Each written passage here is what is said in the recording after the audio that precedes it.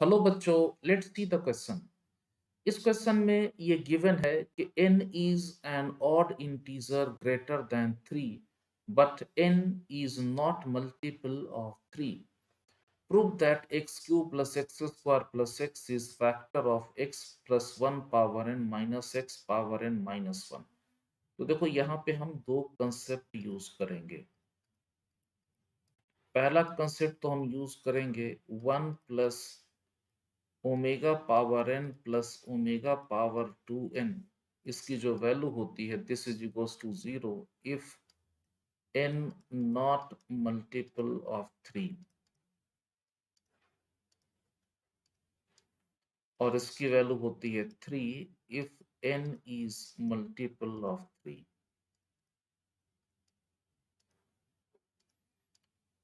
यहाँ पे n कोई नेचुरल नंबर है या n कोई इंटीजर है। और दूसरी प्रॉपर्टी हम यूज करेंगे any polynomial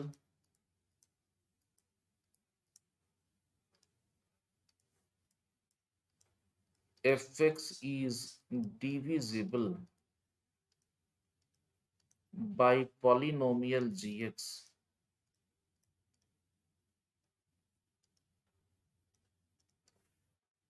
if all roots of gx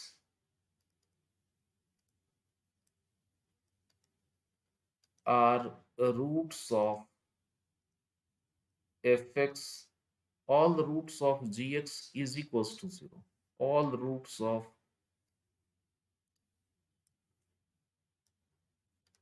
gx equals to 0 are roots of fx is equals to 0 also।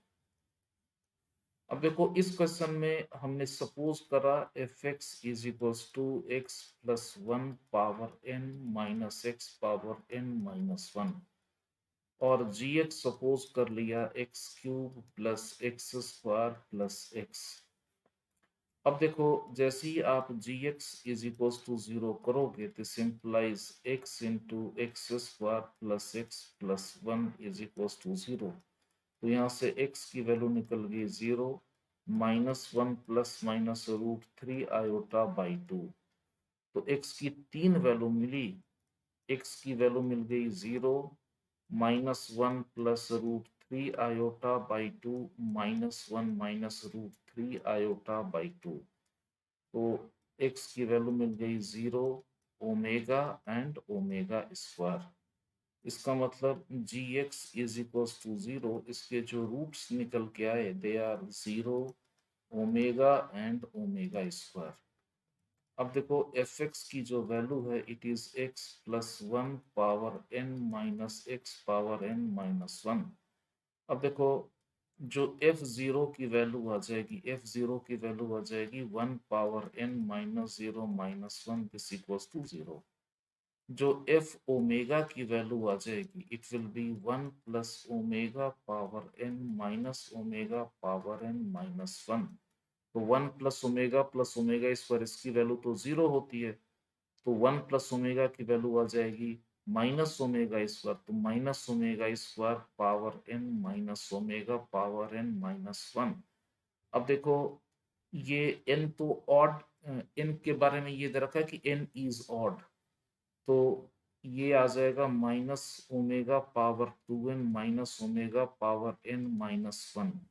और इस पूरे में से आप माइनस को बाहर निकालो तो ये आ जाएगा 1, माइनस को कॉमन बाहर निकाल लिया, 1 plus omega power n plus omega power 2n।